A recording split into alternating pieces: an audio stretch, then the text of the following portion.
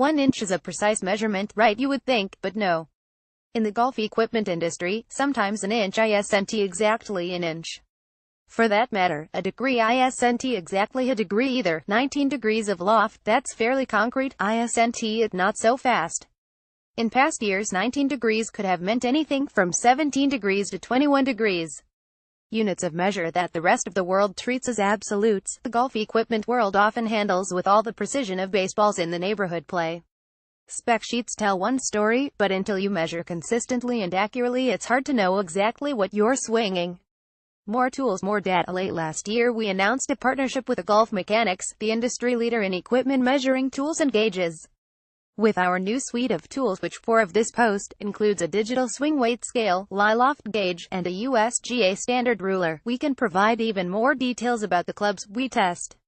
As we continue to expand our testing program, it becomes even more important to understand the correlation between stated specs, actual specs, and the impact they have on performance. The data. The following table contains the measurements taken for the hybrids included in our 2017 Most Wanted Hybrid test. Where it makes sense to do so, we have provided both the manufacturer's stated specification alongside our actual measurements. Before we get to the data, there are a few points that should be considered. Every manufacturer has tolerances. While we've observed that clubs are being built closer to spec than in the past, manufacturers allow for half a degree or more of wiggle room on loft and lie, and several grams worth of head weight. Differences between stamped loft and the actual loft are very often intentional. Vanity lofting. Manufacturing with more loft than suggested by the markings on the club is intended to circumvent our ego drive and need to play less loft than many of us need. In some cases, differences between spec and measured length can be attributed to how a given manufacturer measures. Some use USGA standard 60 degrees rulers, some don't. Some companies measure before the grip is installed, others measure from the sole to end of the grip. The reality is, there isn't even universal agreement on something as basic as how one should measure the actual finished length of a 40 hybrid. Want to win a Flight Scope MEVO? Enter My Golf Speeds giveaway. Notes: Air Force 1 and SMT do not specify swing weights. Most of the heads feature a glued hosel design. We did not measure the head separately. Shafts were measured to the nearest 18. All swing weights are in the D range except the SMT 455 FC swing weight. Observations: the average weight of the heads measured was 227.5 grams. The average measured length of the hybrids was 40.51, while the average spec length was 40.53. Notably, the Air Force 1 DFX measured almost a full inch shorter than spec. Less than half. 7 of the hybrids measured were within 18 of stated spec.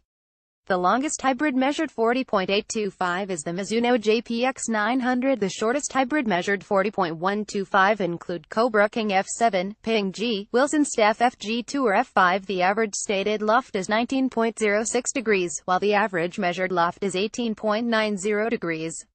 There may be some slight loft jacking. It's also possible that some of the heads were off spec. Swing weight measurements also showed minimum deviation from spec. The average stated swing weight was D2.08, while the average measured swing weight is D2.8. Almost all measured swing weights came in heavier than stated. Given the number of factors that impact weight, the head and any weight pieces, tip adapter, shaft, grip and the glue and epoxy that hold everything together, I suppose greater variance is to be expected.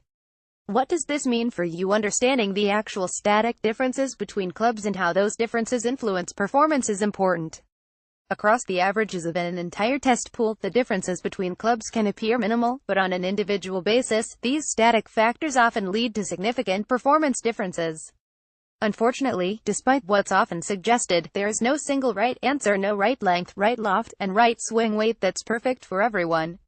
We're all, to varying degrees, different.